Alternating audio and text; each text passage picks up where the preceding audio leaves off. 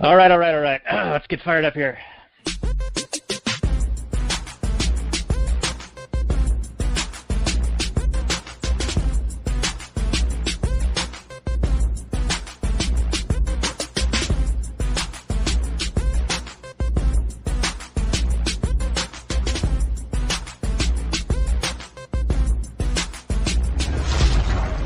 Maximum freedom.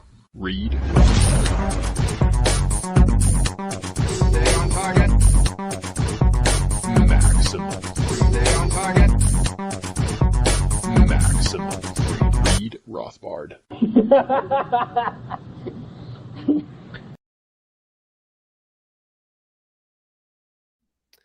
Well, hello and welcome to the Actual Anarchy podcast. This is the podcast where we talk about movies from a Rothbardian Anarcho-Capitalist perspective.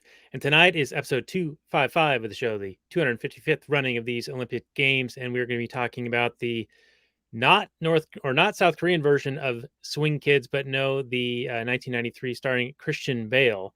And we have an excellent guest coming up right after we do our opening remarks with my co-host and Swing Heil partner, Robert Paul Johnson. How are you doing over there? What is up, good peoples? Good to talk to you again this evening times. Yes, I am back. You can't stop me. Try and stop me. You can't. Well, that just left me flabbergasted, and I'm just I've been stopped, just stunned. Now, Too easy. We're gonna be talking about this movie, but I think that you also watched the Korean version, so maybe we can make some mention of that. And I'm going to weave it all together when we start talking about the next episode. I'm going to do like a 7 degrees of Kevin Bacon separation that gets us from our last movie to this movie and our next movie. It's going to be wild, man. Wow, I'm really looking forward to that. That's some hot sizzle to drop right in the intro to keep people tuned in and listening. That's right. Man, yeah. Or get some of our bonus content, go to actuallyanarchy.com/Patreon, and you'll get even more of the sizzle. We did about 35-40 minutes of pre-show bonus content with our guest. And it's only the best for our Patreon supporters, I got to say. Right. If you aren't doing it right now, you're dumb and you're doing your life wrong. Right, yeah. And I will add that our guest has been a longtime listener. Even before we were called Actual Anarchy, he's been a listener. And he knows that we've improved our production values significantly, so much so that we can actually degrade the quality of our content, and it still evens out in the end. That's right. We put in less effort, but we got the production quality up, so it evens out. It's perfect. Right, yeah. It's the secret sauce. That's what you got to do. Just you get the production quality up, and then you can ease into... Then you just coast, baby. Easy street. That's right. That's right. Well, anyway, Robert, as you know, it don't mean no thing if it ain't got that swing. And we will get into the swing of things and the Last Nighters portion of the show once I hit the right button. Sick. Let's get it up. Boop.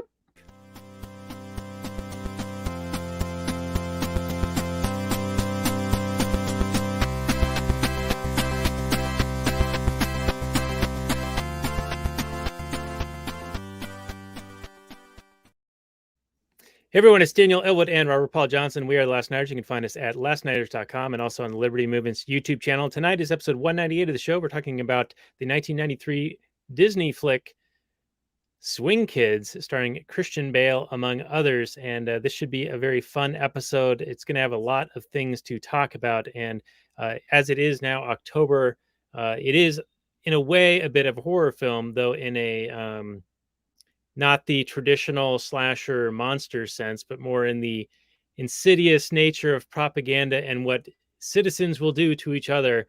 And we'll see eerily similar things happening in present day across the world. And I think that is one of the reasons why this movie, if you watch it now, will resonate even more so than when it came out in 1993.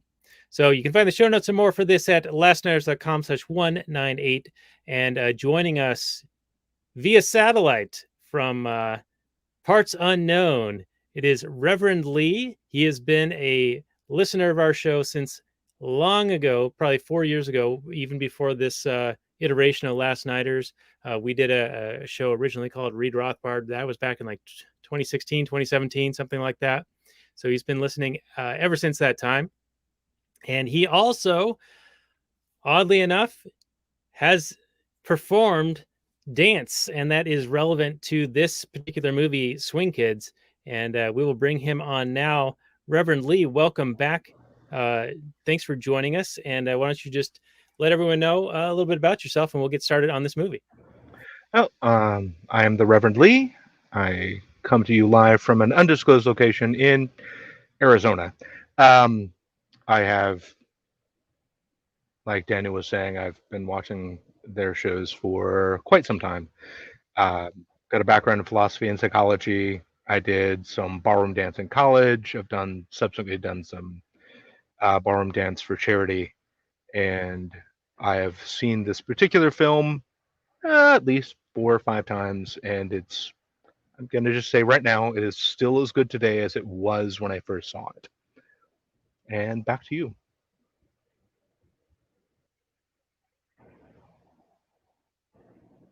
Hello? Daniel. Skiddly bop. All right. Yes, I'm back. A little bit Super of a delay. What was that? So the delay. Did you have to go take care of some business? I wish that would be like actually something fun and interesting to talk about. But no, what this was me loading the Google description on which we discuss or begin the discussions. And I was in the midst of doing that. I was mid backstroke doing that. And I can't speak while I'm muted doing that. So that's hence the delay. But here we are with the Google description, the long anticipated and awaited Google description for Swing Kids, 1993 PG-13 drama/musical or drama/music, 1 hour 52 minutes, 6.8 out of 10 on IMDb, 56% on Rotten Tomatoes, 39% Metacritic, and 88 dog whistlers like this movie on the old Google. And the description is thus, and very short, brief: American big band jazz beats in the hearts of young German friends Robert Sean Leonard and Christian Bale and Frank Whaley, confronted by the Nazis. Came out March 5th, 1993, directed by Thomas Carter, music by James Horner. The setting is Hamburg, box office $5.6 million on a budget of $12 million. So a bit of a box office dog. And speaking of dogs, let's get your opening salvo, Robert. I'm waiting for my squeedly beep beep bop boop Scooby Doo. Where's my title? Thank you card. Squeedly beep bop scoob up boop beep doo. Guess what, Swing Kids? We talk about you. That's right. And in the pre-show, we were talking about our production quality getting better and better, but that only is actually better when we use it properly. But anyway, yeah, the timing is really bad on that one. I blame the producer. Yes, okay. Worst. He's okay when he's paying attention. He does his job, but he gets distracted easily. Shiny objects, you know how it is. So Swing Kids, 1993. I didn't know it existed. When Daniel first propositioned me this week, he gave me the option of either Train to Busan or Swing Kids. And I thought, okay, cool. So I Googled Swing Kids. Actually, I think I searched just off YouTube. And the first thing that came up was a South Korean version of Swing Kids. So I said, sweet, okay, 2 different South Korean movies. Let me take a look at this trailer. And it was communism versus capitalism, South Korea during the Korean War. And I thought, more to talk about than a zombie movie. So let's do that. And I ended up watching about half of it before, I forget what, but I ended up Googling it. And then the first thing that comes up is this 1993 movie. And I said, oh crap, what movie are we doing? Turns out we're doing the 1993. So, but I don't think my time was wasted watching the 2018. They're quite different tonally, and of course they cover different subject matter being placed in different places. But you know, they both feature a lot of dancing and people fighting with authority figures and that kind of thing. We're definitely going to have a little bit more to talk about with the 1993. based on the current events, like you mentioned in the pre-show, with the kids joining the Hitler Youth, and it doesn't get into the brown shirts, but there's plenty of like indoctrination propaganda kind of thing going on with all that in the. It's not necessarily like the Karen squad, but the Hitler Youth do kind of run wild a little bit, and they are given essentially, they could beat up people in the streets and then nothing's going to happen to them, right? Like in a free society, I suppose, you have a bunch of thugs going around beating people up in the streets and there would be consequences, but these people, they're essentially given carte blanche to do as they see fit. Or if there were consequences, we didn't get to see them in this film. The villains are basically beating up people as they see fit, and the heroes just kind of have to take it. They're very different tonally, even though they both cover serious subject matters. I would say the South Korean one is it's much lighter. I mean, there are dance battles in that version. There's no dance battles in the 93 movie. I would recommend, though, not watching it the way I watched it, because I watched the Korean movie first, and that movie was very bright and colorful with really good camera work and lighting. And then I watched the 93 version, and it was suitably, like it was accurate for the era they were portraying. Like we always see Nazi Germany in this gray, dark kind of light, flat kind of color, and that's what we much got in this movie. I don't think it's to its detriment. I think it's pretty apropos. This movie has, I think, a bit of a stronger, more of a heart to it, like with the characters and the character working and the conflict between the main three friends. You get some of that in the South Korean one, but it gets a little bit wacky in that movie. I would say it's hard. It treads a fine line. You may think it does it all very, very well, and other times you may think it's not really working because it's a whole bunch of different tones. Like 1 minute they're having a dance battle, the next minute someone's murdered, and you're not really sure how to feel necessarily. But overall, I think both movies have a lot to talk about. We're mostly going to focus on the 93 because Daniel didn't see the 2018. And we usually don't do two different movies in a week. This was just an accident. So we'll mostly focus on the 93, but we will probably talk it up. We'll see what our guest wants to bring up. I know Daniel's got some notes. I'm sure our guest has a whole pile of notes. So I'm eager to get into this one. Should be a good time. All right. Well, very good, Robert. And thank you for actually bringing up the South Korean version.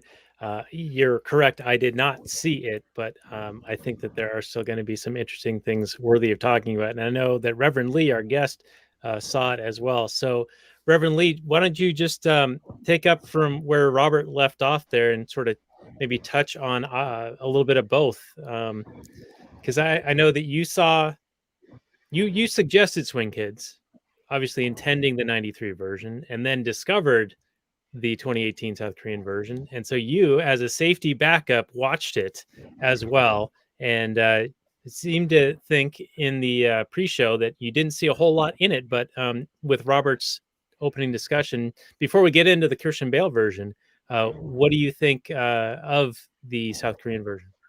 The South Korean version, which the title of it is likely based on them not even realizing there was the 93 version. The Swing Kids was an actual movement, in a youth movement in Germany during the rule of the how does that YouTuber put it? Early 20th century German nationalists. So that it was a legitimate movement. It was based off of an appreciation of like American jazz music, British fashion, etc., which has gone over the intro of the 93 film. but the South Korean version of the film of the same name it's interesting. Its production value is very high. Its cinematography is pretty up there. Its plot is, as Robert was mentioning, is all over the place. Like you'll go 1 minute it's a dance fight, the next minute there's some serious things going on, the next minute it's some flippant stuff. It ends up being really, really dark by the end of it, but as many South Korean films are, which is why I adore them. But it's got some pretty good things to talk about, specifically regarding being against ideology in general, and misuse of authority, etc. But I don't think there's enough in it to sustain an entire episode. Whereas with the 93 version, which is what I originally intended, there is enough there to sustain episode and a half worth of conversation. It has depth, and as I'd mentioned in the pre-show content, I've seen it multiple times, and I think it still holds up. We'll see what y'all think, with y'all not having seen it. But the 2018 version is totally worth the money I paid for on Amazon to buy it, using some of my pre-existing credits. So, that's really good dancing. They're very, very skilled tap dance in that particular film. Yeah, I wasn't quite clear why they called it Swing Kids when it was tap dancing. There was some jazz involved, I guess, and I guess one of the people was familiar with the movement. Okay. No idea why they called it Swing Kids, although that was the name of the group at the end during the Christmas show. Right. Yeah. And that was primarily jazz. Yeah, fair enough, I suppose. But it wasn't swing dancing, which is why the 93 version was like, oh, well, this makes sense. You would call yourself Swing Kids because you're swing dancing. But I don't know. They're doing like jazz. They were just like jazz tap dancing, and I was like, okay. Yeah. Now, Robert, you were not aware of the 93 version, and Reverend Lee, you were not aware of the 2018 version. Well, up until when I sent you that email, that was right as I went to watch it yesterday in preparation for this. I actually sat down to watch Swing Kids again. And I'm like, wait a minute, there's another movie called crap. And so I went ahead and bought it for safety, and then messaged you like, and then once I was done watching it with taking notes while I did so, I went and watched the other one, took notes on it. Mind you, it was totally worth the $2 and something cents I paid to own it. You're well prepared. And pro tip for anyone who has an Amazon account: if you buy something and then tell them that they can deliver it in a slower amount of time, they'll often give you a digital credit that you can then apply to purchases for movies and other things. So I do that all the time. Oh God, yes, all the time. That's what Amazon Day delivery is for. Yeah, and I also use smile.amazon.com and have selected the Ludwig von Mises Institute as my charity of choice.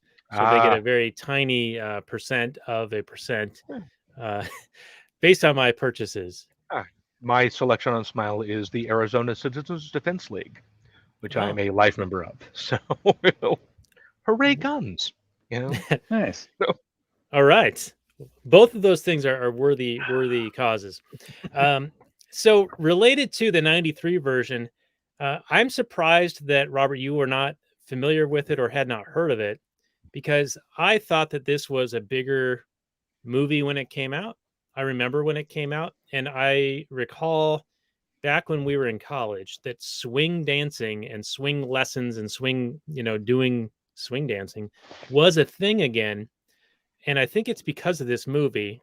And I also think that this is the connection to Swingers that came out in 1996. Also the Cherry Poppin' Daddies. Yes. Yep. Cherry Poppin' Daddies, who are in Swingers, right? And so you got the Vince Vaughn, Jon Favreau movie. And this is how I'm going to connect it to the next movie we're going to be doing, which is Psycho, which we're not doing the Gus Van Sant version unless you want to watch that, but we're going to do the Hitchcock version because it's Halloween times, October and all that. So we're doing some how is Psycho movies. connected to Swingers? Because Vince Vaughn stars as Norman Bates in the Gus Van Sant version, Okay. and he's in Swingers, which Swing Kids probably inspired Gotcha. the making of the movie Okay. Swingers and swing dancing just in general back when we were in college. See, I'm Okay. Kevin Excellent. Baconing the shit out of this thing. Excellent. Footloose. Sure. Well, yeah, Footloose is actually a very big part, right? I mean, this is when we're pissed off and we're just angry, we just need to dance. This is what happens in this movie. And the authorities don't want you doing it. And the authorities don't want you to do it. They just come and shut down the clubs, man. Yeah, the If you're gonna go there, just bring in Guardians of the Galaxy. Oh yeah, I didn't like that the movie. one scene with with Gamora and Star-Lord talking when he's At talking the about end? Footloose. No, in the middle. Oh, they're talking about Footloose. Yeah. Right. Yeah. And it's not entirely true that I didn't know about this movie. It's true that I had completely forgotten about it. Okay. So I just searched it, found the South Korean, and I was like, oh, well, this is the movie they're talking about. Then when I saw the 1993 version, I go, that looks familiar. I didn't remember seeing it. When I watched it, it was all new to me. But I do remember seeing like the poster or something. Right. And not to be confused with Newsies, which also has a very young Christian Bale. Now, this is after Newsies, right? Newsies was like 89 or the year 91. after. He looked way younger. The year after Newsies. Okay, he looked way younger in Newsies, I think. Yeah. When films are released and when they're actually filmed are two entirely different things. This is true. Especially when you're developing, you can change quite a bit in that short amount of time. Also, oddly enough, Christian Bale was just voted as the best Batman by some poll. Okay. Yeah. Good. I mean, I don't we'll see how entirely Pattinson disagree. comes out, but we'll see. So far, I don't really disagree. Yeah, I got a soft spot for Michael Keaton. Oh, so do I. But I think his best Batman performance was, in fact, in Birdman. Yeah. Which was an amazing film. But yeah, I enjoyed Birdman quite a bit. Yeah, that was so good. And, or, when he played the Vulture. Oh, yeah, and Spider-Man. Mm-hmm. Yeah. Yeah, that was a very Batman-y role. It really was. So Swing Kids. Swing Kids. The movie that Kevin Bacon. What does that have to do with Spider-Man, Daniel? I don't know what you're talking about. Spider-Man. I'm not sure how we got to Spider-Man, but I know that a lot of people get upset when they talk about the current, shall we say, regime that is based on a monomaniacal dedication to one metric, and likening that to anything that's happened in history where groups were divided and then one group was persecuted, and that if you even bring it up, then you're the bad guy. Well, I mean, if the jackboot fits, you must convict, I had a little saying in my head earlier today. Somebody had posted a similar meme, and somebody pushed back on them in the comments and was like, how dare you liken this to anything that happened in this historical period of time? And I was like, well, if it quacks like a duck and steps like a goose, what are you going to call it? Yeah, I know there's a tendency to liken things to this period in history, but I don't know, man. I tend to give people the benefit of the doubt because the differences aren't that huge. It's just that we're not that far along yet. Well, I mean, have you a whole lot been of things. paying attention to Australia at all? Where, again, gangs of people wearing costumes just beat people in the streets for daring to defy the, given their circumstances, completely hysterical rules. Right. Yeah. And there's also the completion fallacy where we see the end result of one thing and temporally we are still in the beginning stages of another event. And so the other comment was They used the number of 11 million. I think traditionally 6 million, but I think they're including war casualties, so they get it up to 11. However, I also saw recently that there was an article saying that the UN estimates that up to 150 million people might starve to death as a result of limitations in productive and economic output. So that would pale the former thing in comparison, just in casualties. Yeah, I don't think a great deal of the left is going to admit that this is very similar to that until there are actual like gulag death camp type things. Well, no. If people just die from economic reasons, like I don't think that they're going to see the injustice in that. I think they're going to say that that's capitalism failing, bro. It's capitalism failing, but it's also necessary. And more people would have died in the pandemic if we hadn't done it. So how dare you? They won't ever see that they're wrong until they change their mind and, do the whole circular firing squad thing. And obviously they were against these restrictions the whole time. It was only those bad people who were no longer appropriately progressive who were actually in charge. Once they have a scapegoat, they will absolutely, and it becomes unpopular enough, particularly among your coastal elites, will they change their mind when it becomes politically convenient? Because the progressives and the leftists care about one thing and one thing only, and that is power. Which is why I have a particular dislike of them. And it's why their opinions change with the wind. Whatever way the wind's blowing or whatever. They're not ideologically consistent people. No, just consistently seeking power for power's sake. And that's what a lot of the virtue signaling will get them. And my wife recently read Animal Farm to the kids, and I overheard some of it, and I'm like, holy shit. 2 legs bad, 4 legs good. It's always been 2 legs are better than 4 legs. So like the narrative changes incrementally enough to where what was at first demonized then is co-opted and becomes a good thing, which is one of the great insights of Orwell. The other great insight, of course, is the memory hole, or the retroactive erasing or changing of history. He who controls the past controls the present. He who controls the present controls the future. And we see that across the board in mainstream media, social media, and everything else. And there's strong parallels to all the propaganda that we see demonstrated in Swing Kids. And dare I say this, but some of the propaganda was somewhat convincingly appealing to those who may have been in Germany at the time as a consequence of the repercussions of the Treaty of Versailles. The reparations needed to be paid due to the United States getting involved and then defeating Germany, making it so that these very high sanctions could be applied against Germany. Thus, we see the family saying that butter, don't use so much. It's got to last a whole month. These are people who are suffering in that period of time. And then there's this charismatic leader who promises to improve things and that they're a better people and a strong people and that everyone's against them, and that unites them and then gets them to follow along with the authority that is being presented there. And we see that, like in the Milgram experiments, where if somebody's in a position of authority, people will tend to listen to them.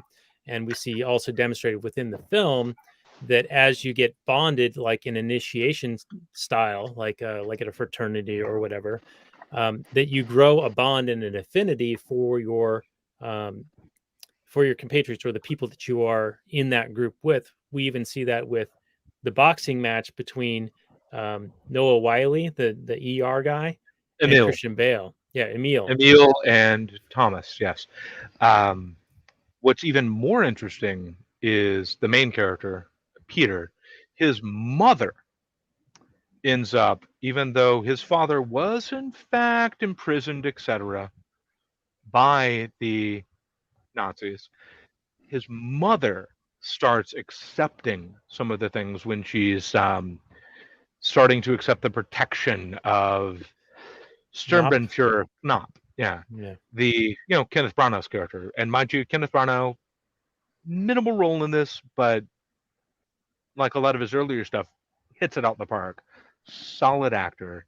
I think he's the same Nazi guy in like 3 or 4 movies. Oh yeah, but it's strong. It's strong. Well. I don't know why, but jackboots fitting. Who knows?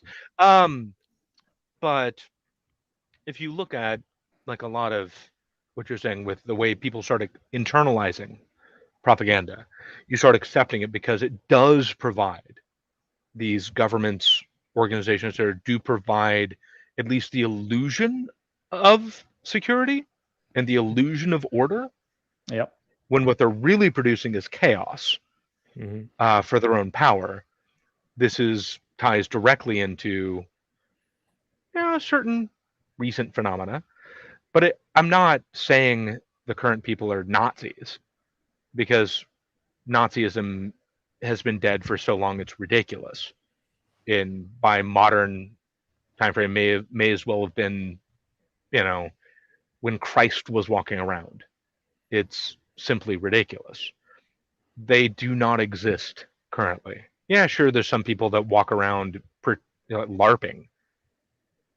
But the real problem is the idea of unaccountable authority. The idea of using it to get power without having to be held to account by anyone. Yeah. Which is the problem. It's not. Yeah, which is the comparison I make with these ancient times. I don't care that the current people aren't walking around in very, very, Hugo Boss-esque, wonderfully styled outfits. Which is why it's such a joke why the EU has like censored all the old Nazi stuff, as if that's what it is that's causing people to become. Because fashion matters. Fashion is what's doing it. If you start wearing swastikas, then you're going to start being stormtroopering around. I'm glad Daniel brought up the Treaty of Versailles. I know it gets brought up a fair amount on the show when we talk about Nazi Germany and that kind of thing.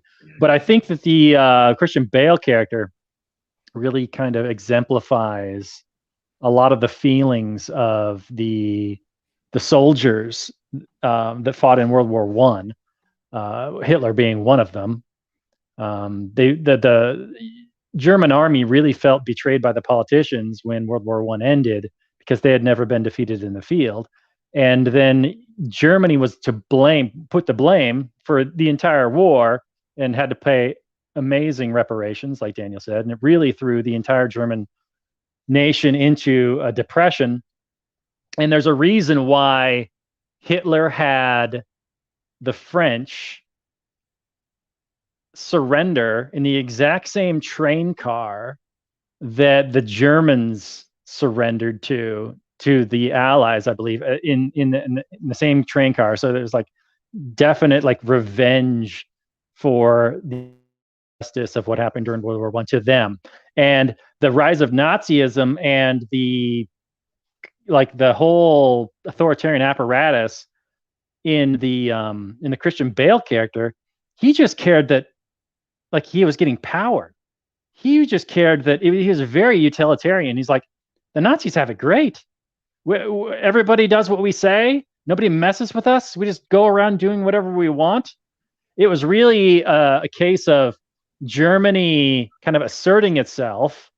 I mean, over people that are just peacefully living. Like they invaded Czechoslovakia and they annexed, but basically Austria, and then invaded Poland very, very easily and did all this horrible stuff, of course. But it very much was a case of people who were depressed for quite a period of time, coming out of it and saying enough, and we're going to dominate, apparently. It's just another excuse as to why the United States shouldn't have gotten involved in World War One. I mean, there's all kinds of reasons why those. World War II was a direct consequence of World War One, right? Because of the insistence on the Treaty of Versailles, the unconditional surrender, the ridiculous reparations. that is what directly led to World War II.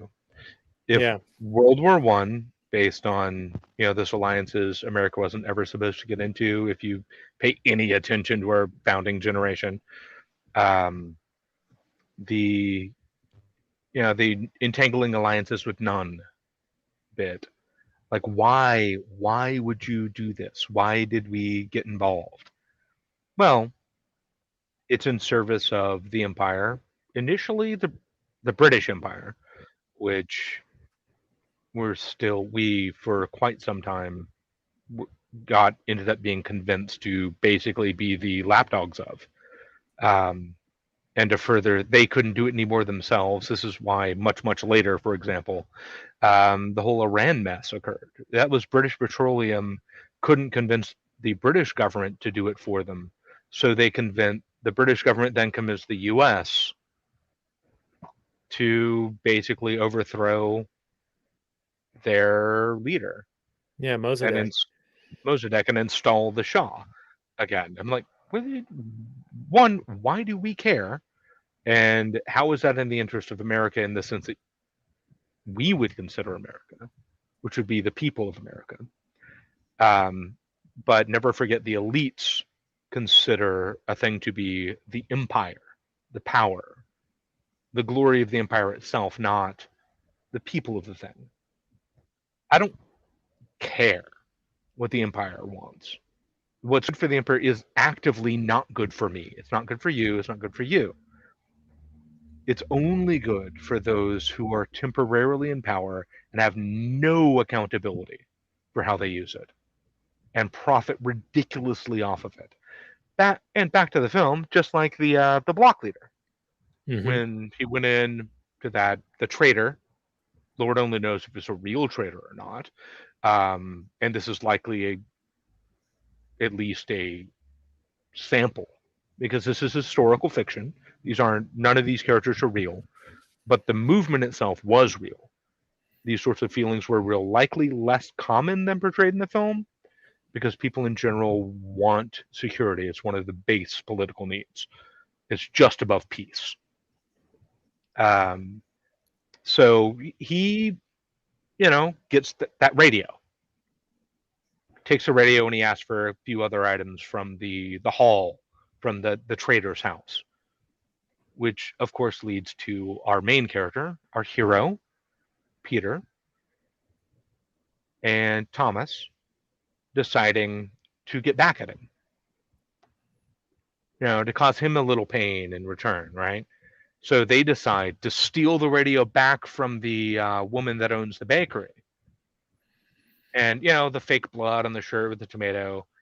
It's actually a fairly amusing scene, with Christian Bale just hamming it up on the "I've been stabbed!" It was seriously, Christian Bale's an amazing actor. And it was just him hamming it up. That had to be fun for him, to just play up that level of one of the few moments of, amusingly enough, humor in the film. And then, of course, Peter ends up getting caught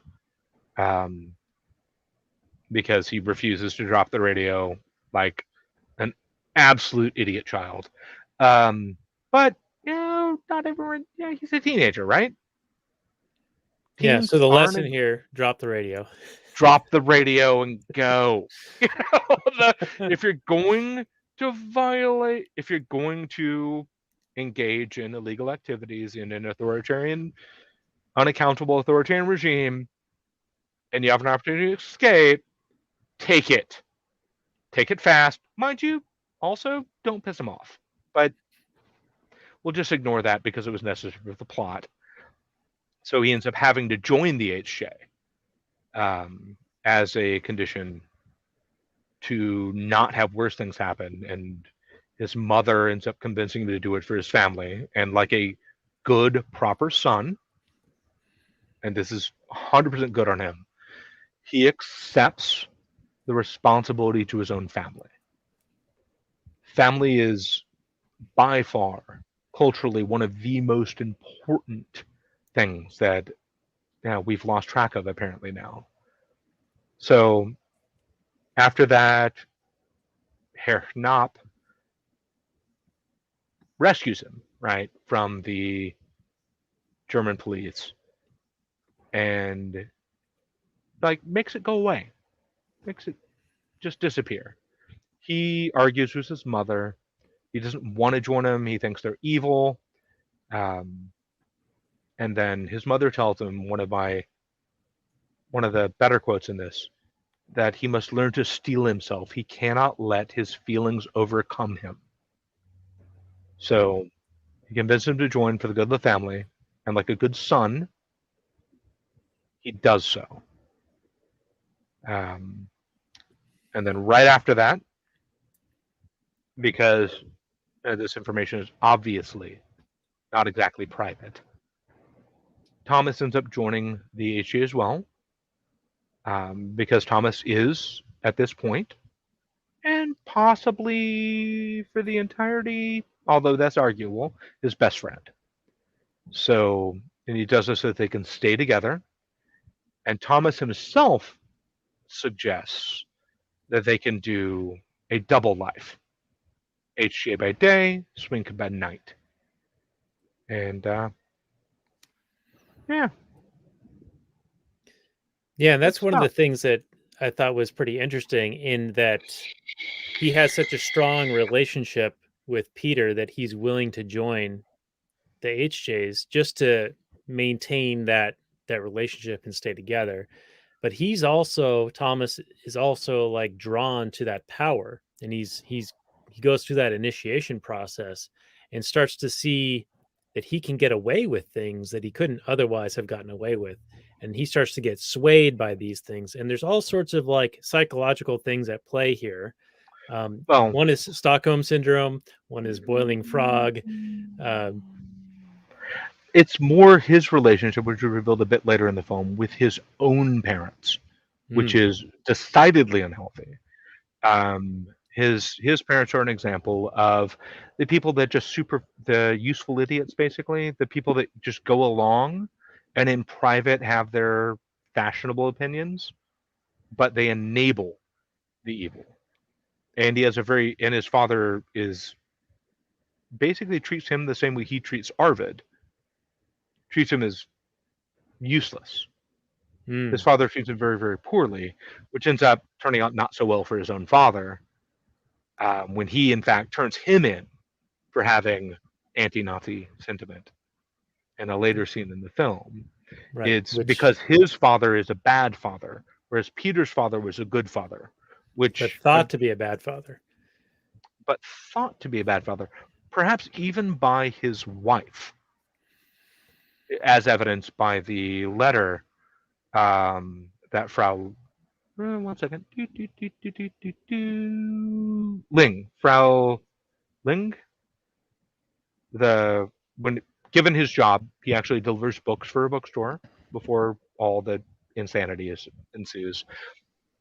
Who, it turns out, is actually the book deliveries are masking forged birth certificates.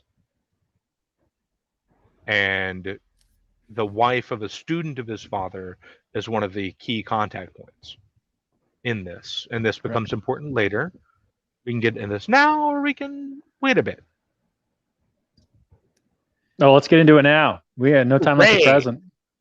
I don't know. Yeah, the plot's plot. The audience may have not seen this film, although shame on them. It's an amazing film. I agree. It's a good film. And the forged birth certificates remind me of some contemporary thing that might be what? Certain what are you types talking of, about, Daniel? Certain types of passport. Who would consider forging such a thing? However, I think it has a very limited lifespan, because it's going to go digital before you know it. Oh, please. Like you can't forge digital things. Come on. Really? Really? You think you can't forge digital things? Well, I'm just trying to to buy time before this whole House of Cards crumbles. And okay. The malfeasance is revealed. However, that might be a bit naive of me to think that it actually ever will be.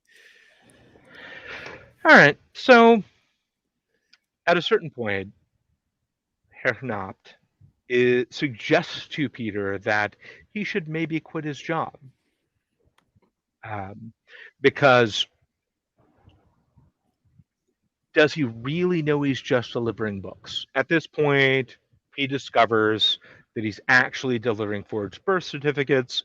He ends up freaking out a little bit, having an emotional crisis, ends up shredding one of them, and then goes running off, runs into Thomas. Thomas shows up his motorcycle, etc., etc. A bit later, because he's superficially complying, he is then assigned to deliver boxes by the HJ. He discovers after a woman and her child end up screaming in terror after he delivers one of them, or sorrow, that they in fact contain the ashes of those removed by the Nazis. He then goes running to Frau Ling's house, and because he can't really talk to his mother, because she's kind of accepted the budding relationship with her and Herr Knopf, and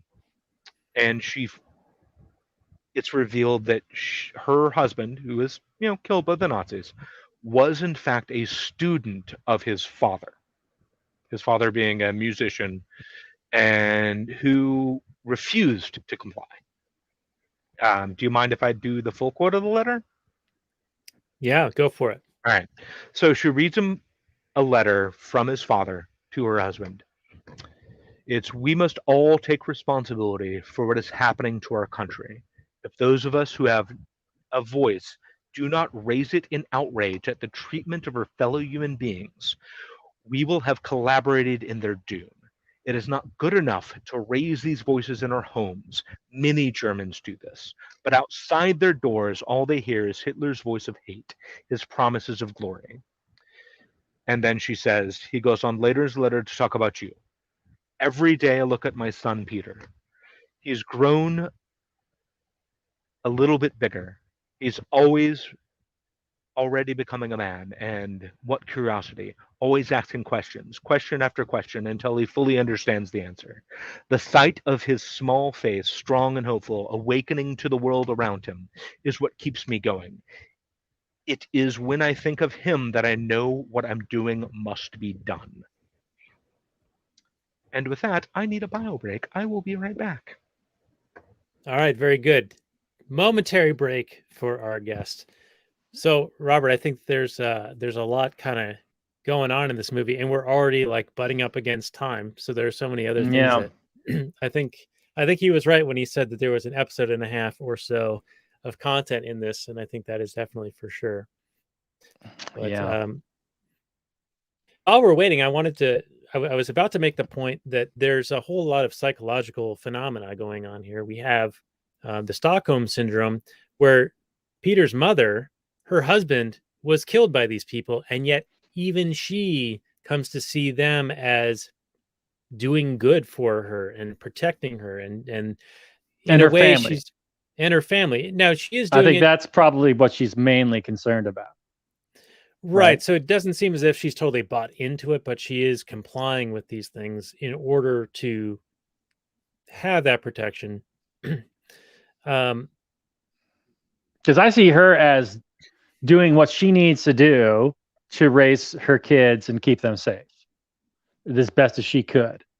Right. And sort of I think she's principles. She's compromising her principles, much like adults in this country do every day, to do what's best for their families. They will sometimes be very pragmatic and give up, their principles in order to keep their family safe. It's not fantastic, but we live in a dirty world, and I think she was doing the best she could. I mean, maybe she could find somebody else, but this is the movie that they told. Right, and it seems as if they're kind of stuck in their situation, at least how it's sort of presented. And Reverend Lee, we were just talking about the sort of compliance of Peter's mother and almost Stockholm syndrome, but she's doing it in the best interest of protecting her family. I don't blame her at all for that, in that she was trying to be a good mother. this is not her. I, in fact, don't blame her at all for that. She was trying to do the best in her situation and of limited autonomy in a really, really unpleasant situation.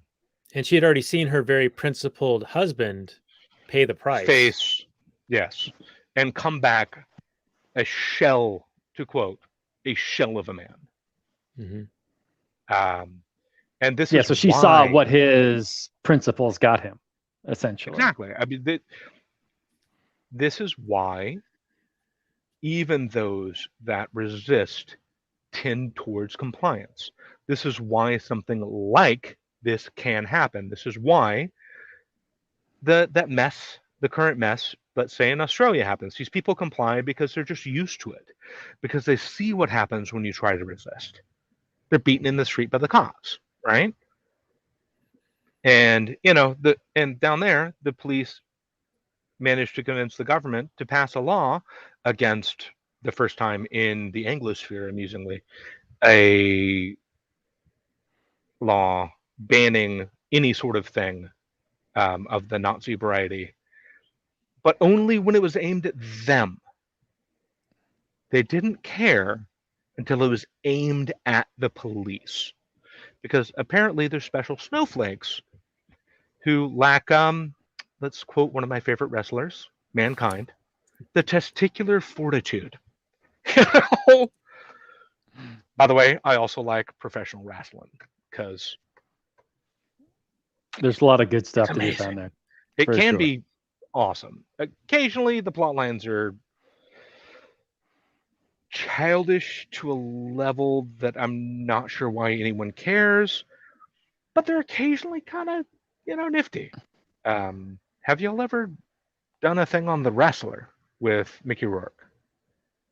Did we do that No. movie? I don't think so. I It don't was think we brought did. up as a potential one because there was a 'Cause person it's an I knew amazing film.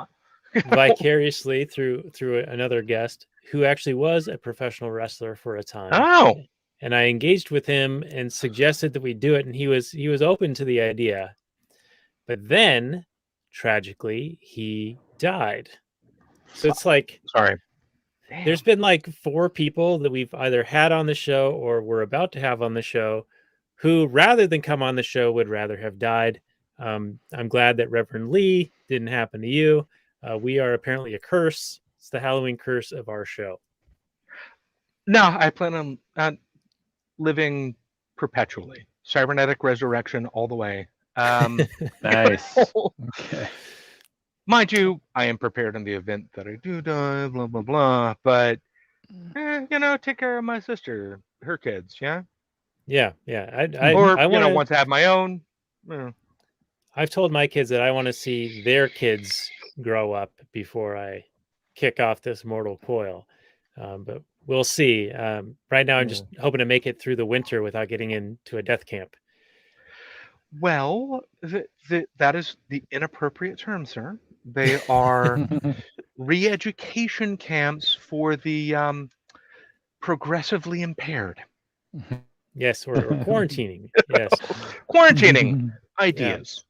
So Reverend Lee, there was another psychological, and I don't know the name of it because I haven't been in that realm in quite a while, but you talked about Nop getting Peter to consider turning on his book delivery employer, and he does a bit of a trick to gain his confidence. Initially, he compliments him and offers him a vacation for his family, and then he goes the Columbo thing. Oh, just one more thing.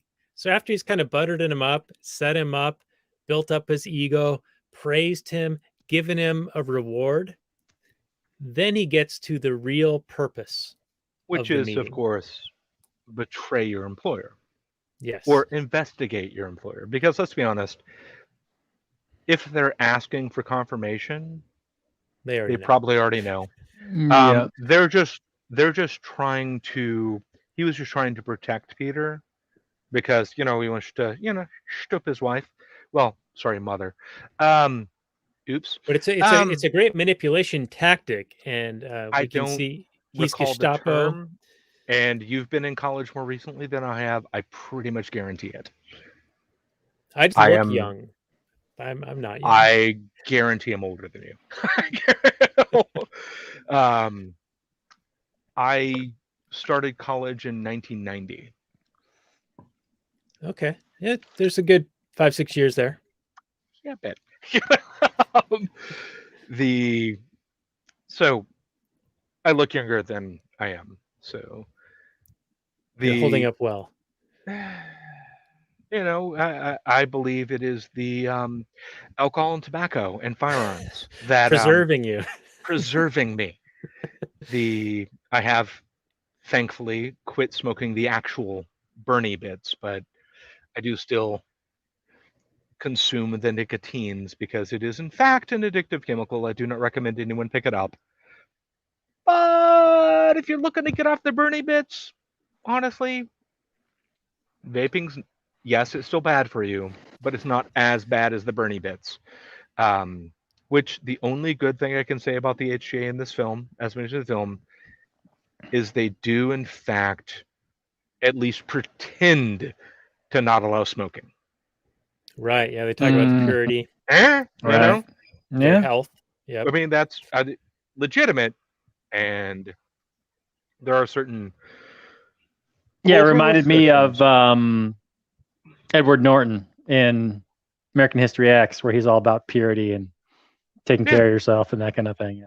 I mean, which is a legitimate cultural emphasis, and we really, really should be less libertine. And sure, yeah, I am a failure on many aspects of this, Right. So but it Peter hasn't would affected call me. you out on your hypocrisy like he did. Yeah, but he enough. smoked too. So no, he did that on purpose because he was angry. Yes. He still had nothing against drinking and smoking. He just called him out on the hypocrisy, hoping to get a dig, but because he was a teenager fighting an adult, here not, in fact, turns the tables on him, responding as an actual adult does. Which I found which only, of course, which was a mild failure on his part, not smart, because that's not how you influence the teenager. It is how you get to his mother, though. It is how you, which was his actual goal in that. So, you know, he won. I'm not sure he won after the final scene in the film. You know, given the younger brother Willie's response, and you know, even Thomas's heel face turn at the very, very end, which may or may not be legitimate.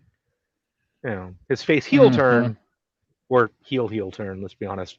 You know, Thomas is pretty much consistently an a-hole. Yeah, I had a bit of a problem with him. Everyone other than Peter, except at certain points. I mean, I know they wanted a big dramatic ending in this film, but I really didn't see Thomas just beelining for Peter to beat the shit out of him and then try to kill him at the end. Other than to have that kind of redemptive moment where he decides not to and tells him to get out of there. I knew there was going to be a get out of there moment. I didn't see there was going to be a battle to the near death before the get out of there moment. And it played a little bit off to me. Well, this is a 93 film, and they had that need to have that redemption arc and that drama when it's not justified by the plot development so far, which that there is plot development and character development at all in this film is what makes it superior to the 2018 Korean film, which has minimal to no character development. By the way, to bring it back up, Daniel, because you didn't see it and you should, it's worth watching. Okay. But it's all over the place. There's almost no real character development. There's a little bit of the main character, Yeah. but like a little bit. And then the magical older brother isn't even mentioned at all, shows up later in the film, who's apparently the real hero, even though the main character is played up as the mate. It was disjointed. Still great dance numbers in it. And a pretty decent underlying message if you can get through the convoluted multiple simultaneous plots. There's a lot going on for incoherence. sure. Yeah. Well, and that is the most insecure prison camp in a movie ever, unless it's perhaps a Hogan's Heroes film, which I don't believe they made. Like, the people are just popping up everywhere. I'm like, how did you get out of the commie into the soldier area? How?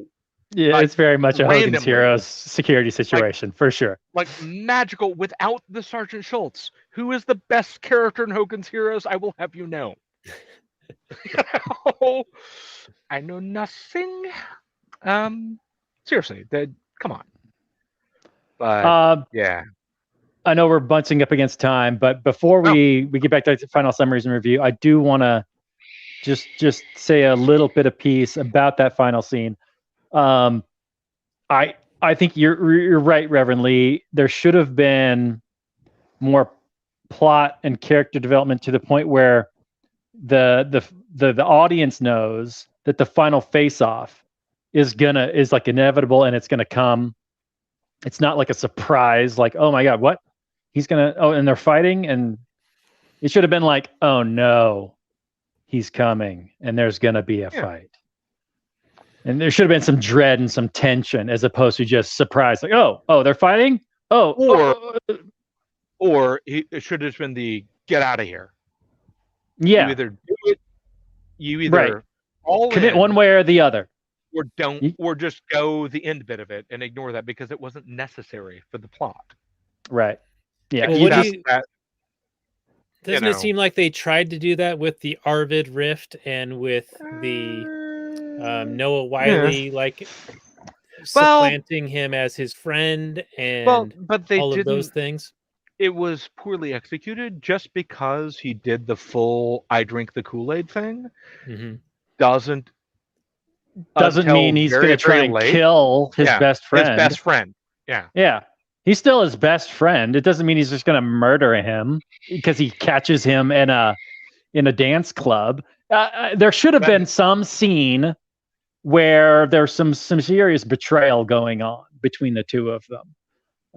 I don't know exactly what. You could have set it up any number of ways, but the audience should have felt this tension of these two forces coming together and clashing, and felt this dread that, oh no, what's going to happen? That kind of thing, as opposed to what we got. I think they tried it with the thing where he was at Peter's house, and it's like, I should turn you. Yeah. Yeah, that scene, or don't make me report you, whatever the unfinished sentence. I think they tried to do that. It just wasn't well executed. Right. Yeah. It almost I made think it they feel tried to build it, but I think that part of the plot failed. Yeah. They had a lot more that they could have done with it. Yeah.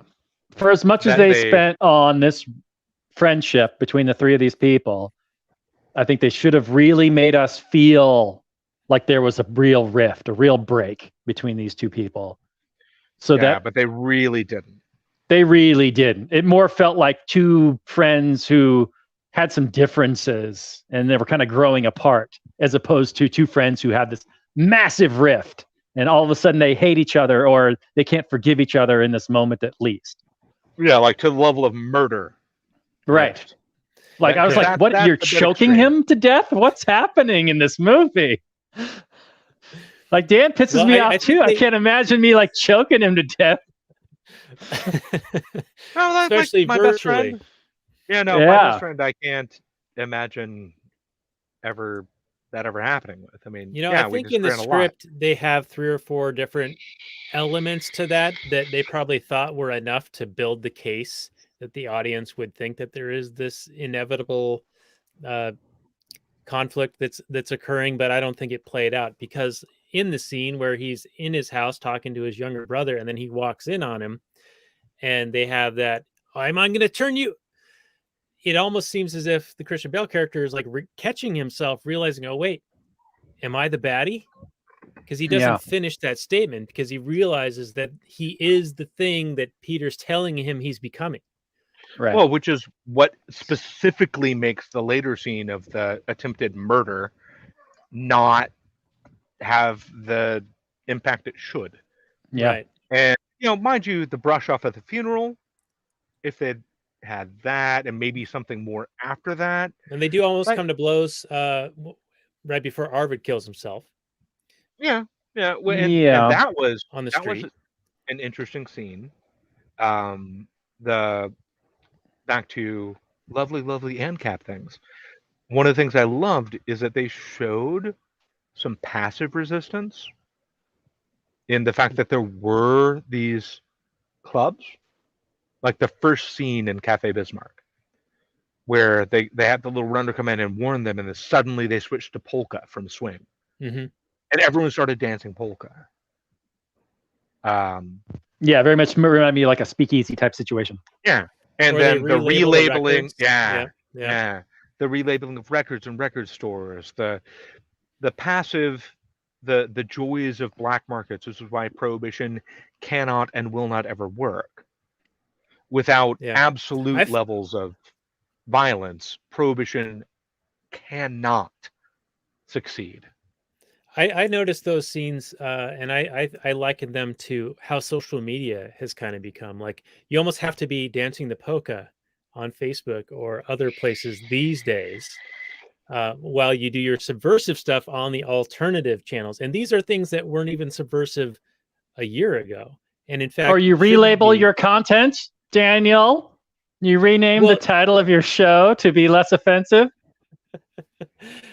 Not exactly in that respect, but more in the, you have to be careful about what you say on Facebook, otherwise it be removed or love to corrected. Get kicked off Facebook. It's the last social media account I have. but then you have to go to alternatives to actually be able to have open exchange of ideas and jocular ribbing of your friends who, in a locker room setting, you would call F words. And you can't say those F words anymore on social media, even in jest, Well, you can. But there's consequences. I mean, that honestly, I think one of the biggest problems in general we're facing right now is not what a lot of people that claim libertarianism, let's say, they seem to think authority is a bad thing. They seem to think hierarchy is a bad thing. This is untrue. It's these things without accountability. It's no one wants to be responsible for their own crap anymore. No one does. Of course, being responsible for what you do is hard. It takes effort. But our government, the powers that be, our betters, actively avoid responsibility at every turn. Mm-hmm. They're never held accountable.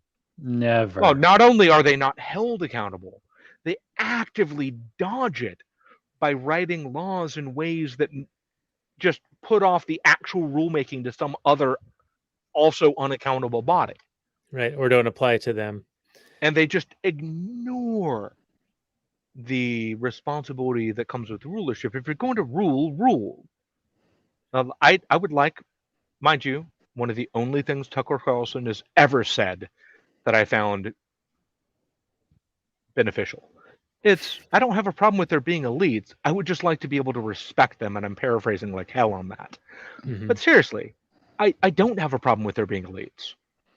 The elites will always be with us.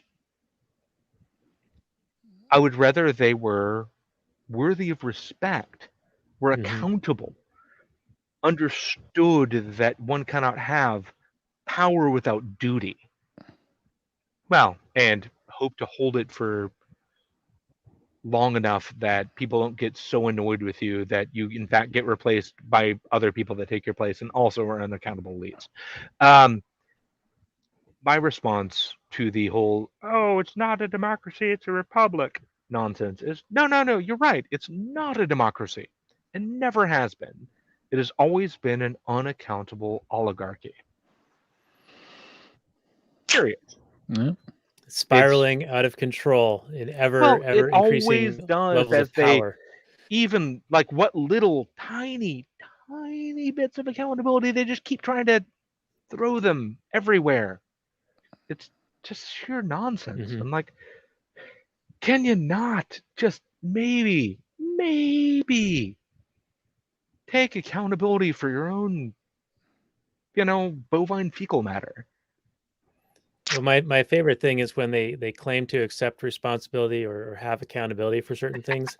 All it Oh, does is amount to a 30-second public statement. That's them Hey, accepting the Hey, I took responsibility. and that's it. responsibility for that. I took responsibility for that when I apologized for murdering 500,000 people. I took responsibility. no, No there's other I was held one way accountable. one way for accountability on that sort of level to be considered, and that is, let's be honest, up against the wall. Seriously, firing squad. Now that is a capital offense. Mass murder is a capital offense. I have no problem with capital punishment. But I have a problem with governments implementing it because of the lack of accountability. Mass murderers should be held to account the only way. Not like individual murder, sure, pay the weregild, make the family whole. Fine, mea culpa. But you have to make good. You have to make up. You are now responsible for their family. Ancient Dane law, Icelandic law. If you kill someone, you are now responsible for their family. Period. They're now your family. You must feed them, clothe them, treat them well, as if they were yours, because now they are, because you killed their daddy. Oops. yeah, This no, is I think that there's something to that for sure. It's remuneration and trying to make whole. That is true justice. The justice system that we have now is all about doling out punishments. well, And, no. It's about making the crown whole, i.e., extending the power of the current regime. mhm, It's about making the empire whole, not making the victim whole. right. All right. Well, All right, off topic. yeah, let's get back to the movie because we are now overtime. So we're Jesus, going to need to get into the swing of winding this one down. So let's do jazz records out of 10. Okay. Yeah, jazz records out of 10. Robert, you got any final points you want to make before you get into your final summary review? I'll just include it in my final summary, Daniel. Thank you. All right. Well, how many records are you going to spin at the end of this one? Well, I think my experience is a little different than everybody else's. I doubt everyone watched the 2018 and then the 93. So I had a little bit of a jarring, two totally different films. But there's definitely lots of good stuff in this. Lots to discuss. Fantastic. I do wish, the emotional moments in the film. It had them, and I appreciated that, and it had a great relationship development between the characters and the way they grew apart and the reasons why they did, and all that is all a lot really good stuff. I wish they had brought together the final plot elements at the end better. And one last thing is I wish the little act of defiance by saying "swing Heil," I think it was a little bit unintentionally hilarious. It came off as more kind of funny than it was like defiant. I don't know if it really, maybe it was a real thing and maybe it hit harder back then. But when I watched it, the other day, it just came off as kind of laughable. Like, okay, that you're saying swing Heil, that I don't know how that's supposed to piss anybody off, but whatever. The acting is strong, the directing is pretty solid. It does look rather, dull and drab though compared to the 2018. But that was just my experience. I think if you watched it yourself, all by itself, it'll look fine. Kenneth Branagh is I think the standout actor in the film, even though he doesn't have a ton of screen time. Bale's fine. You can tell why he went to go on and do more things. The other two actors, I mean, everybody did a fine job. There's no real standout that hey, this was not good. I'm gonna give this one 7 records out of 10. I recommend it, but I don't think it's a masterpiece.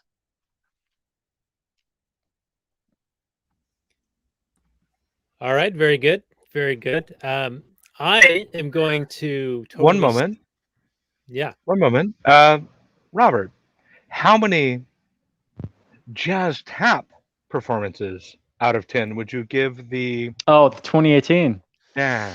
The jazz. No, because you and I only you and I get to rate this one because Daniel failed to make the mistake you did. So yeah, I'd probably rate the jazz tap. I mean, it really kind of depends on what you're looking for in that film. It is a little bit all over the shop. So I think you can find parts that you enjoy a lot out of it, and then kind of forgive its failures a little bit more. But I think I would rate it just a little bit higher. I think I'd go about 7.5 on that. It's definitely not a perfect film, but there were the elements that I enjoyed more than the elements I enjoyed, even though it needed character development, it needed a lot of things, but I don't know, for some reason I had a good time watching it, and that was good enough for me. Okay, so it was a bit more entertaining. You got more highs out of it. The 93 was a little more even. Yeah, a bit more of a chore. I would say that. I mean, it wasn't necessarily a chore. I got into the 93 version, I think, emotionally better than the 2018. But they're different. They're very different films. I don't know why they're called the same thing. Okay. All right. Well, Reverend Lee, why don't you pick it up from there, since you're going to be reviewing both of them as well as Robert did. All right. So the 92 film hit some lovely, lovely points of the importance of youth, and the importance of active rather than passive resistance. It's, like I said, I've seen it, I don't know how many times I've mentioned this, but 4 to 5 times I've seen this film, and it still holds up. It still hits me in all the points. I noticed a few things I didn't previously by watching it again for the purpose of reviewing it. I'm gonna give it a 8.25 jazz records. I will, however, actively disagree with Robert, and on the 2018 film, give it a solid middle of the road 5.0 jazz performances at a Christmas concert where the CEO gets shot in the face.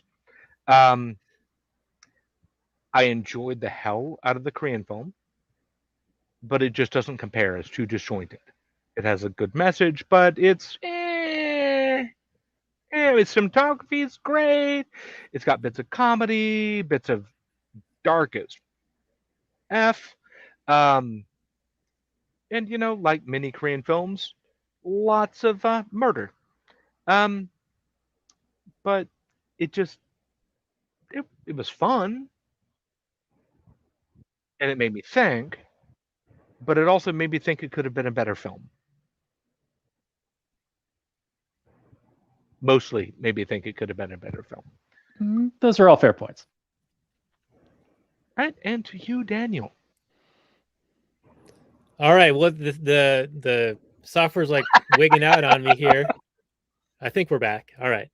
So it sounds like I got to watch this South Korean version. Seems like Robert was more about the highs being high enough to be entertaining, and Reverend Lee, you're more it's all over the shop. While fun, you needed a bit more for it to compare to the 93. So I only saw the 93, and as I don't believe in intellectual property, I am going to lift a review that I found online that I thought was interesting. It says, who knew a 1993 movie could be timely for today's political climate? Hubby and I watch Swing Kids periodically because we love swing music and dance. Today, when we watched it, seemed ominous and it scared us about the future of our country. What happens when a country feeds its citizens propaganda 24/7? People feel uncomfortable or terrified or angry in response. This is all too familiar now. How do people react to those emotions? They cower in fear and say, just keep your head down. Don't say anything to get yourself into trouble. Or they're scared and they start to distrust everyone and every institution around them and have paranoia. Or they strike out and start an anger campaign of violence against those of differing opinions, ethnicity, color, or religion, all to assuage the cognitive dissonance in their changing world. We are all trying to deal with our changing culture. Watch this movie. It explains it better than I can. Now, I feel like that is maybe a progressive reading of the film, and I could almost say the same things, just the other direction, where we are basically bombarded with the single largest propaganda campaign in the history of mankind being perpetrated upon us these days, and we see some parallels of that in this film. The movie itself, I think, is pretty good. I liked Bale. I liked Kenneth Branagh. The story, it's pretty good. I mean, really, you just have these kids who are a bit rebellious, and then there's the HJs that are going to bring order to that kind of thing, and they're resistant to that. Peter gets caught up in it when they steal the radio, and initially Thomas is there for his friend, but then he buys in, drinks the Kool-Aid, and hilarity ensues, and he nearly kills him at the end. Now, the one thing about the end that I didn't quite understand is that it seems as if Peter is being hauled off to be imprisoned and subsequently killed like his father was, and he is almost at peace with it, which I think is not exactly like the uplifting message that I would have wanted to see for somebody standing up for their principles. So I guess I'm a little bit lost on what the point of the movie was supposed to do by the end of it. But overall, I think it's a really good film, and I'm going to give it 7 jitterbugs out of 10. So I switched it up from records to jitterbugs. And just a note, the jitterbug is the origin of 2 modern forms of dance, both East Coast and West Coast swing, both of which are incredibly exercisey. Yeah, that's one thing that my wife and I, when we were watching this, we would get incredibly injured doing this, get incredibly hot and sweaty. No, and practice, work into it. I actively recommend you look into maybe joining a local dance thing. I'm sure they have one near you or wherever you end up, because you must escape where you are before the Germans come. Seriously. Are they going to allow dancing here in the United States? It seems they've shut down all the social dancing. Well, depends on where you live, sir. Arizona is, well, while not as 100% open as some other places, Arizona's doing just fine.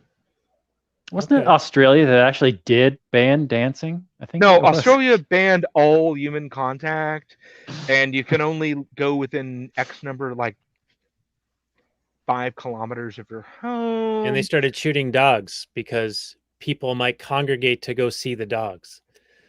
And yeah, other such early 20th century German nationalist tactics. I'm not saying the Australian government are behaving like early 20th century German nationalists. Yeah, not just- seeing them do that. I'm just implying it heavily. You know? Oh my good God, I don't know how I don't understand the lack of more active resistance. Yes, there was a recent series of protests, but why weren't there more? Why didn't they occur earlier? Why didn't these people call out their betters for being, I'm going to use explicatives, is that okay? Yeah. Call out their betters for being motherfucking jackasses. Like, seriously, what I the think there's a ever bit living of boiling frog there, and initially people thought that there was a safety element to it, Well, and now it's They've the also mask has fallen been off. disarmed for quite a while. I mean, they still have a they- few like hunting rifles, but for the most part, you cannot just carry in Australia. I know. I have in fact visited the Australian capital. Given what I do for regular income, I have in fact visited the Australian Federal Police headquarters, and had a chat with several people. It's, I mean, I get it. They are not Merca, but I don't understand why they tolerate it. This might be because I am, A Southerner, B, owned my first gun when I was 6, have been trained in firearm safety, etc. I don't see why people are scared of a tool. It's the person behind the tool that matters. Any tool can be a weapon. Any weapon can be a tool, including ones that aren't meant to. You can hammer nails with a pistol. You shouldn't, but you can.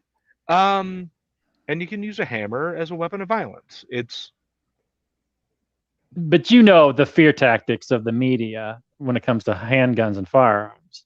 Of course, I do. It's massive propaganda campaign against guns all the time, making them out to be scary things to people that don't actually own them. They're not. I've taken like several of my anti-gun friends out shooting with some of my old school cowboy guns, and they were just like, oh my God. Afterwards, they were so happy, had so much fun.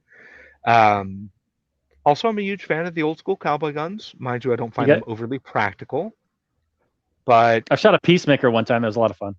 Oh, I own 2 original Peacemakers. I own my great-grandfather's personal Colt Peacemaker and his brother's personal Colt Peacemaker. I inherited these after my grandfather died a couple years ago. It's a fine shooting iron. I had a good time. It's pretty accurate. Oh my God, they're amazing.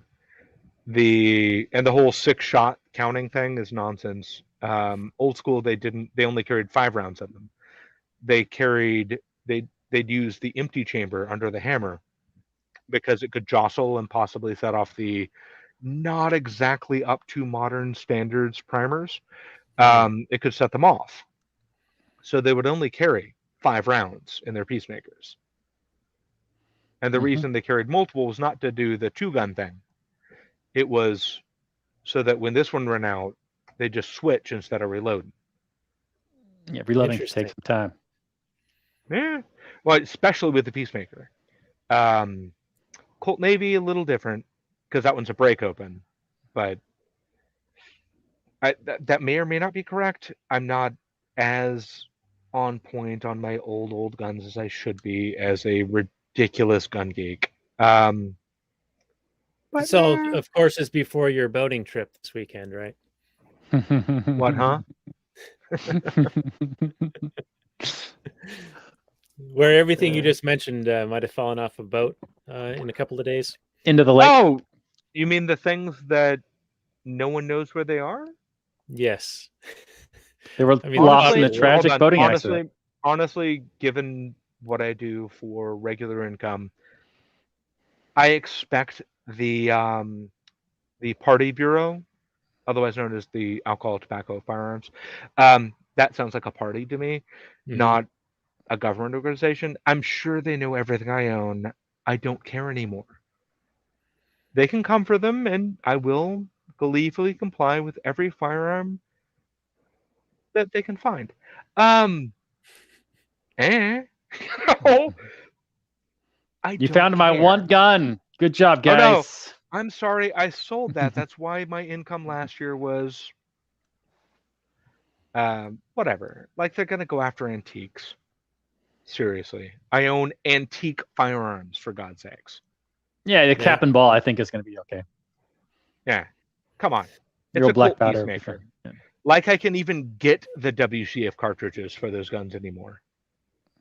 And these aren't like chambered in 45 long Colt. These are chambered in old school Winchester centerfire Mm. rounds that are stupid hard to get. The only reason you can find them anymore at all is because of the lovely sport of cowboy action shooting. Which, have you seen those guys? I've seen a few speed shooters that Yeah. are pretty Like- damn impressive. Like old school single shot revolver, Mm-hmm. multi-target, Yep. bam, bam, bam, bam, Yep. bam. Yep. Oh my! I've done That's- a little bit of that. Yep. I've done Yeah. some competitive shooting. Oh, competitive shooting's fun. Yeah, Robert, I I've remember done some seeing 3-gun. that Stan Lee, Amazing Humans. where Yeah, that was one of those guys. there's a He was guy- on that show. Yeah, that guy. I'm sure I forget his name, but he's pretty famous. I bet you Reverend Lee might know that guy. Probably not. Maybe. He's I think he's the world record holder in many categories of revolver shooting. Oh, no. I don't know a lot of. I mean, I know some really good firearms instructors, and amusingly enough, I happen to be a firearms instructor for giggles. And if either of y'all, and I'm not talking to the audience, I'm talking to Daniel and Robert, come down to Arizona, we go to a range. Have Cool. some fun. Cool. All right. That'd We'll be fun. do it. Well, we should wind this one down. Reverend Lee, it's been a lot of fun. Thank you for recommending Swing Kids. And in the pre-show bonus content, you were suggesting that maybe you might be working on a project yourself and want to come back on and talk about another movie, and maybe we could talk about your future project at that time. But this has been a lot of fun, and appreciate you coming on and for being a longtime listener. I think my wife might be the only person who's listened longer. I hope she is, because if she isn't, y'all have marital difficulties I do not envy. Well, I think she hears my voice, but she doesn't register anything that I say. No, I'm not saying she actively pays attention. I'm saying she listens. Right. She hears. Anyway. Let's say listen, because I don't want to cause marital issues, right? Right? Y'all cause them yourself. Yes. So anyway, moving on from marital issues, we're going to talk about some mommy son issues next week when we talk about Alfred Hitchcock's classic Psycho with Norman Bates. We might also get into the Vince Vaughn version a little bit here and there with our friend Snobby Bobby of the Not For Everyone podcast making his return to the show. And that will be a bit of a horror movie / Halloween October surprise, which will be a lot of fun with the master of horror, Alfred Hitchcock, which I don't think we've done a Hitchcock movie. We've talked about Hitchcockian themes and devices and techniques in the past. So I think that it's high time that we do a Hitchcock film. Sure. And Psycho is one of his most iconic. Absolutely.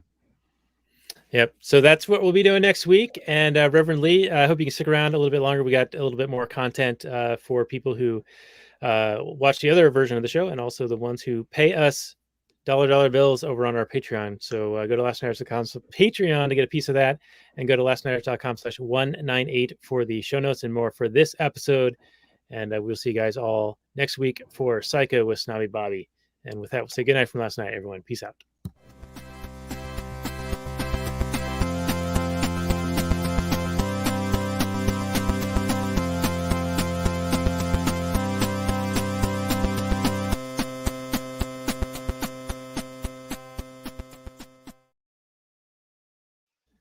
All right, and just another minute or two on the actual Anarchy podcast, because we're already over an hour and a half of recording time here. So we should probably just wind this down and get into the Kathleen Turner Overdrive for a little bit longer. We're having fun with Reverend Lee.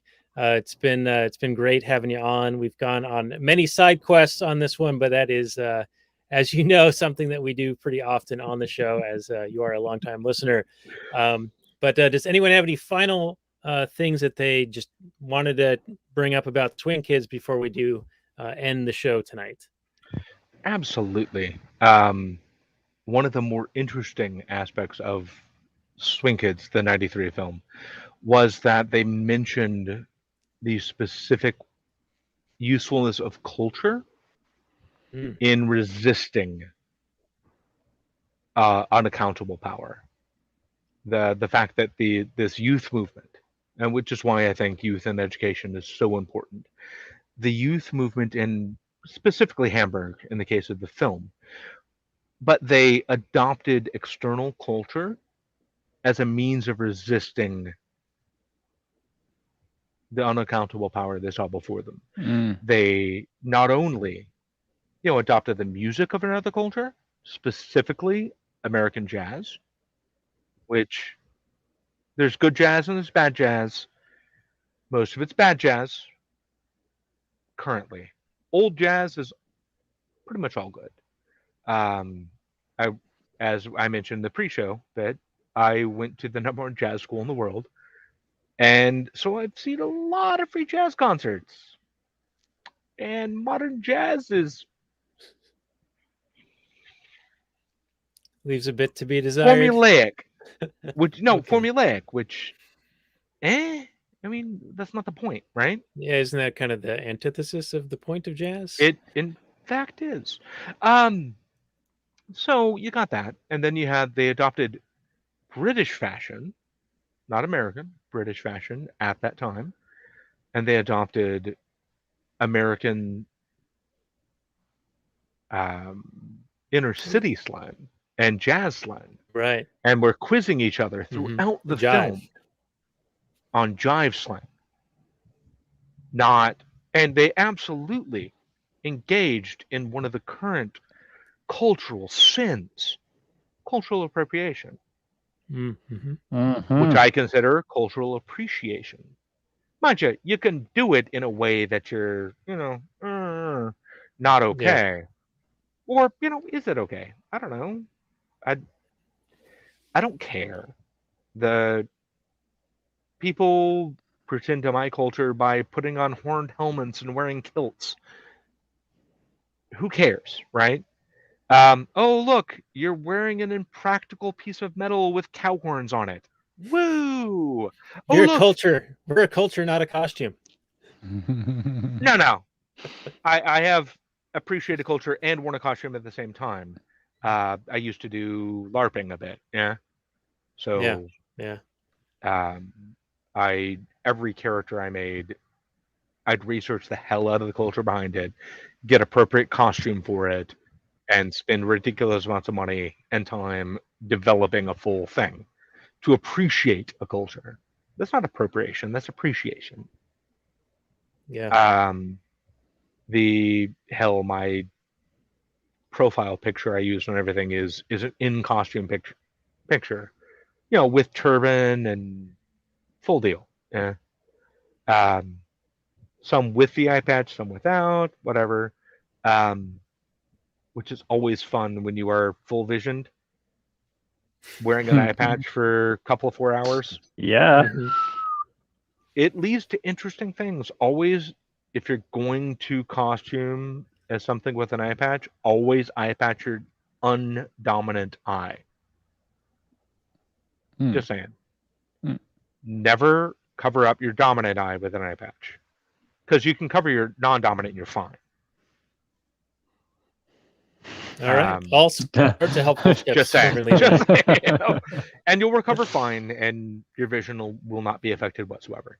But no, it's always build. If you're going to do something, do it to appreciate other cultures. And to the other ancestral culture, yeah, there's people that wear plaid skirts and pretend they're kilts. Woo, good for you. Who cares, right? Great. Yeah. Yeah. Everyone's Yeah. so easily Yeah. offended. Doesn't affect me in any way. Oh, Yeah. oh wait. All right. So one last thing about what you brought up Sorry. was that the swing kids, they adopted culture from different areas as a way of protest or as a way of resisting passively. I wonder if we see when Knopf is at dinner with them and he's giving that joke about all the different cheeses and wines and things that they bring back, and it's like the Greek chocolate and the Italian wine, or whatever the wrong things are. Like Greeks aren't known for that, and French aren't known for this, or whatever.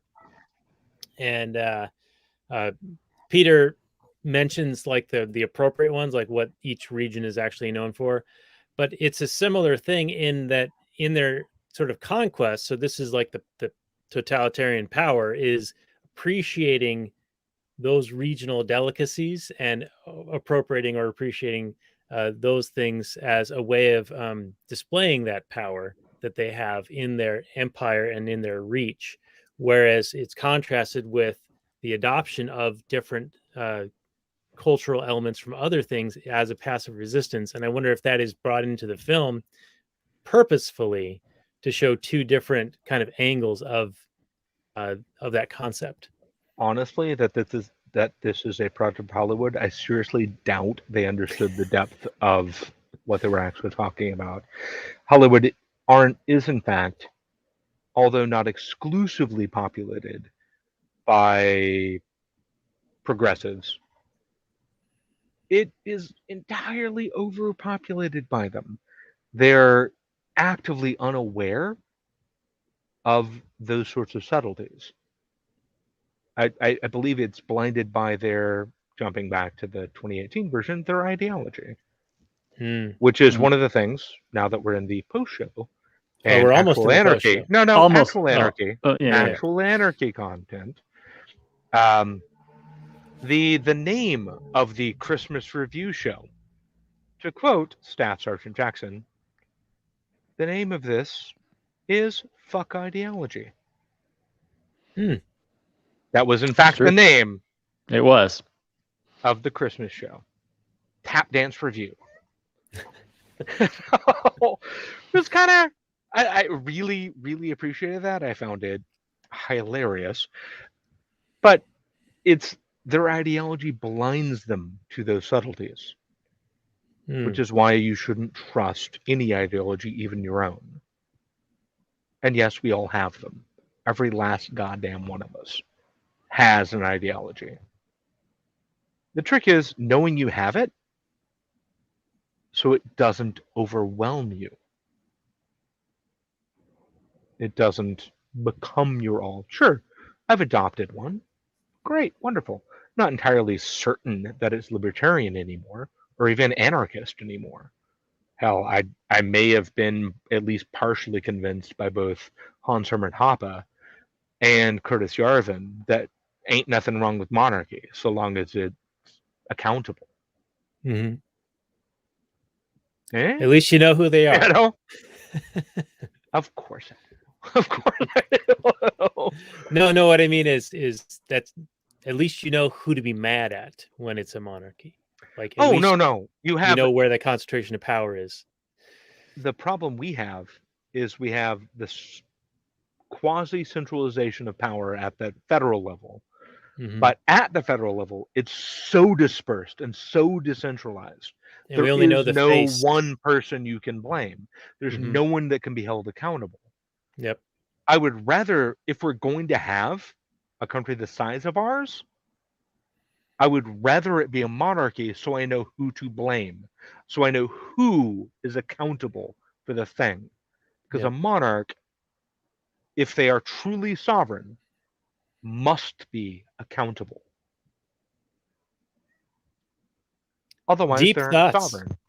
Deep thoughts Otherwise, with they're not Reverend Lee. sovereign. You know? I'm not exactly clear on what being accountable means in the realm of being a sovereign, though. Oh no! When you when you kill your own people, does that mean the people can come and kill the sovereign? Because that never Of course happens. they can. But that never happens, though. Well, obviously not. Mostly because the sovereign has. Actually, no. It has happened more than once. By the people, because the regicide French happened all the Revolution. time, but it's usually like French by the Revolution. people. That was Okay. not the elites. Those were people that became the new elites. Right. Those were not the elites. Robespierre. It does, in fact, yeah, okay. These were, or hell, look at what happened to the czars. By the commies. Yeah. Yeah. Those Nicholas. results weren't And then necessarily they good. and then they went and I'm not saying it ends well. But were they? I mean, they probably had a laundry list of complaints. Aspirations to elitedom. But I guess what I'm saying is, you know, as a direct result of their policies, they are held accountable due to, you know, they ended up killing like 20,000 people or whatever.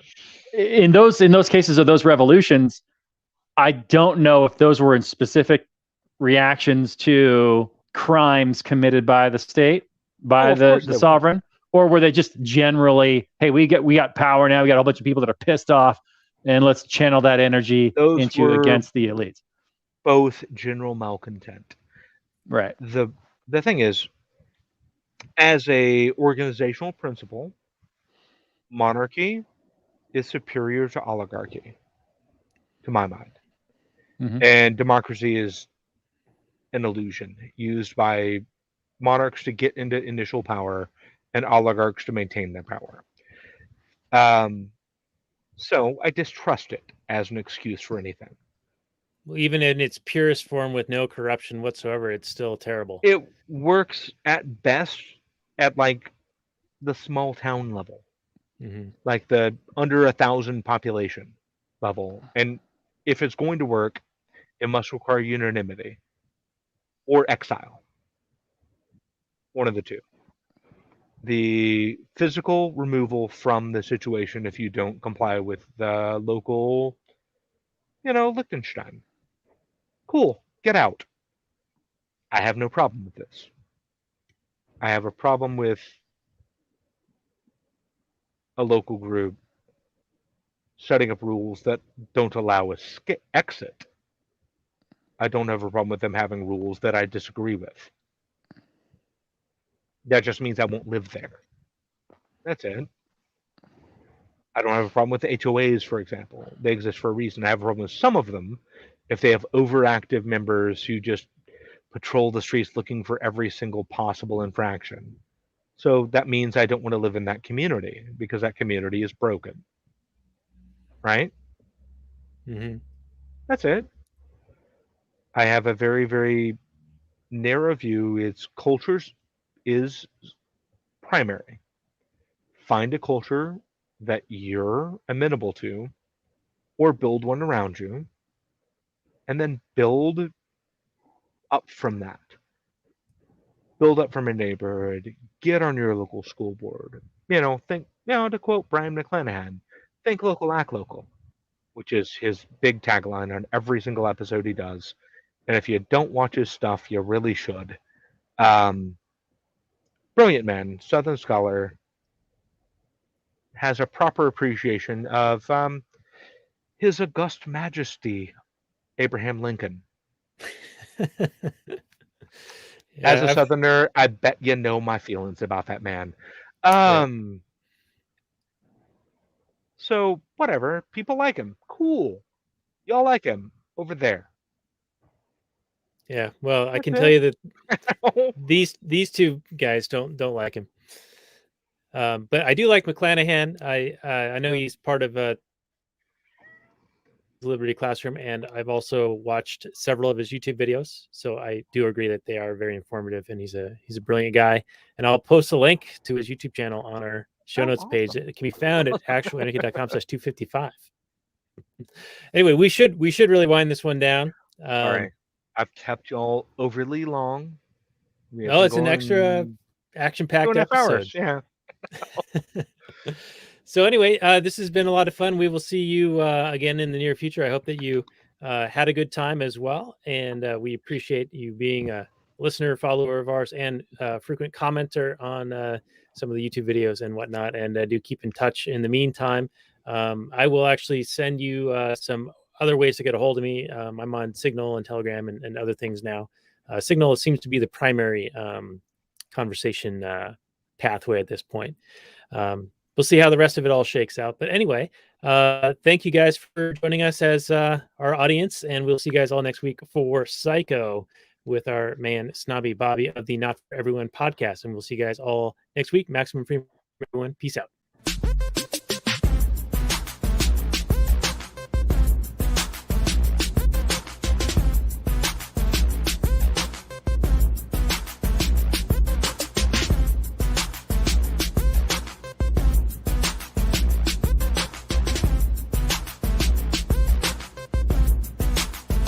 The Chipmunks.